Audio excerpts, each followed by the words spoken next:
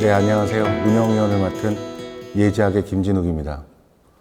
이번 설계 공모에서 많은 운영위원들과 여러 가지 논의를 했는데요. 제가 생각하는 핵심 사항은 어떻게 이 새로움을 맞이하는가에 대한 논의입니다.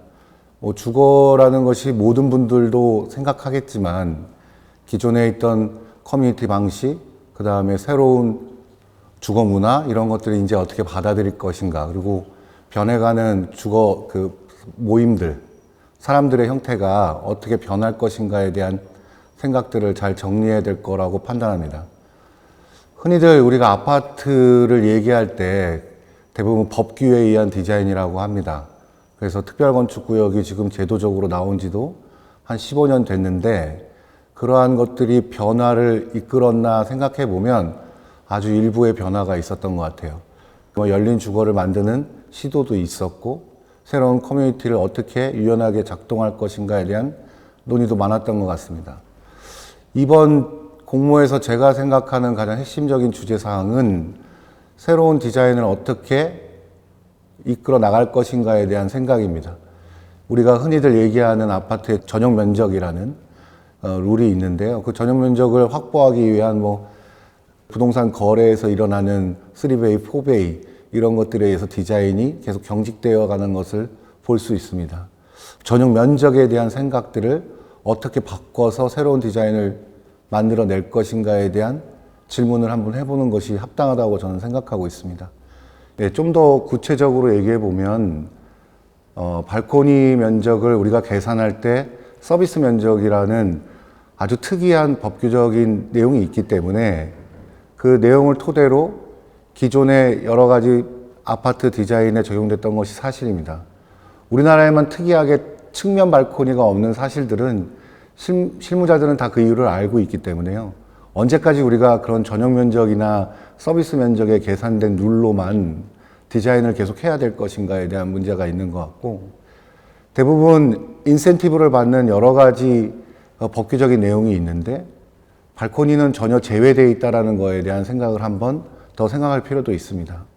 이러한 제도와 법규가 디자인의 거의 모든 것을 결정하는 우리나라 사회 구조에서 이 생각을 한번 바꿔보는 시도가 있어야 될 것 같은 게 이번 공모의 저는 핵심이라고 보고 있고요. 아마도 많은 실무를 해보신 분들은 이거에 대한 나름대로 가치 철학을 각자 갖고 계실 거라고 봅니다.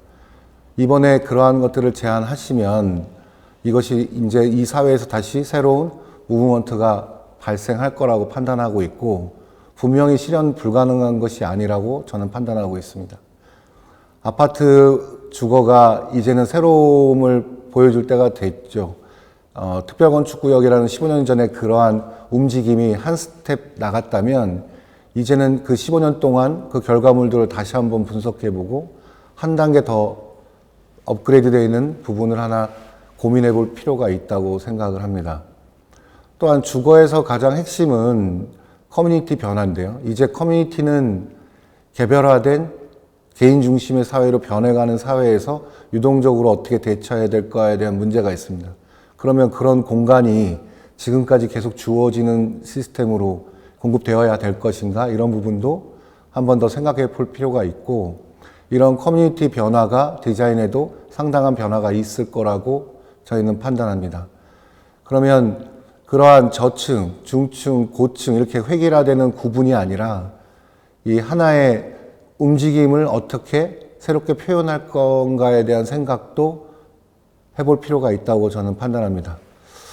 저희가 이번 운영위원회를 하면서 가장 즐거웠던 부분은 저희가 답을 주기보다는 질문을 던지는 거였습니다.